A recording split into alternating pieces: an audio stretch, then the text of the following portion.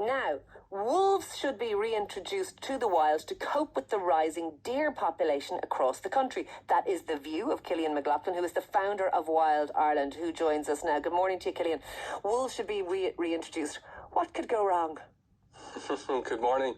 I guess that's not exactly what I was saying. This all came about after a dramatic increase in the amount of road collisions here in Donegal with deer on the roads. Yeah, exactly.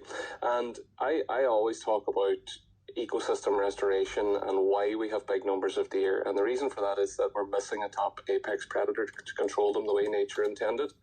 I'm certainly not proposing opening the gates of Wild Ireland and releasing the wolf pack into the wild, but I looked at a study that was carried out in Wisconsin by an economist, Jennifer Rayner, and she looked at the economic benefits of the wolf returning to Wisconsin, and she found that when the wolf returned, road traffic collisions reduced by 24%, so almost a quarter, and she was able to quantify that into dollars, and it came out at a saving of $11 million a year.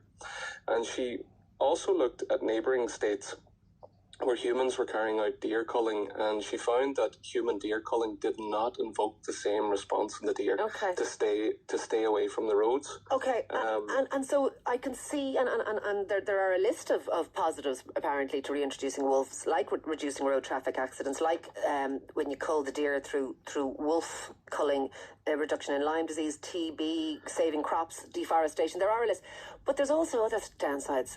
Insofar as that, what about, we've already got an issue with domestic dogs, for example, worrying sheep. Unleashing a pack of wolves into a country that, has large populations of farm livestock, that's an issue. But also, people are afraid of wolves.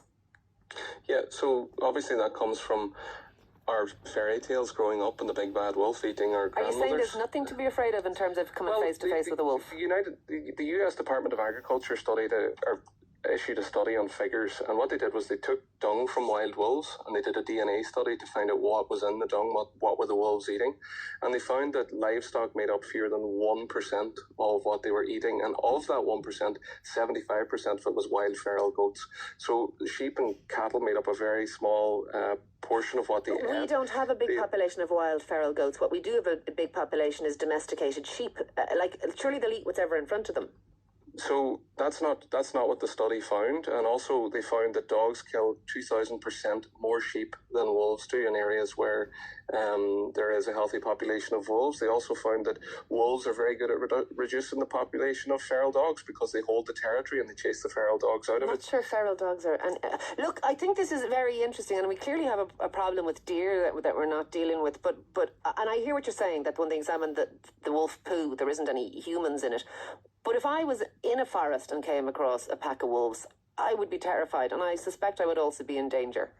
So there's a really interesting study called Wolf Attacks on Humans, and it was an 18-year-long study, and it was carried out between 2002 and 2020 by the Norwegian Institute for Nature Research, and they concluded that your chances of getting attacked by a wolf were above zero, but too low to calculate. And when they looked at wolf attacks across the entire world, they found that the majority of them were carried out by wolves that were provoked. So in other words, humans were trying to kill them or capture them, or wolves that had rabies. And of course, we don't have rabies in this country. Look, just to put that into context, if you look at cattle, 22 people are killed every year in the US by cattle, and over the last 10 years, 74 people have been killed in the UK and Northern Ireland. I couldn't get those figures for the Republic, so cattle kill a lot more people. They do, but there's also a lot more cattle. And anyway, look, this is a very interesting topic, and I have no doubt our listeners will be very interested in the potential for us reintroducing wolves. But thank you for speaking to us today on this. This is Killian McLaughlin, founder of Wild Ireland,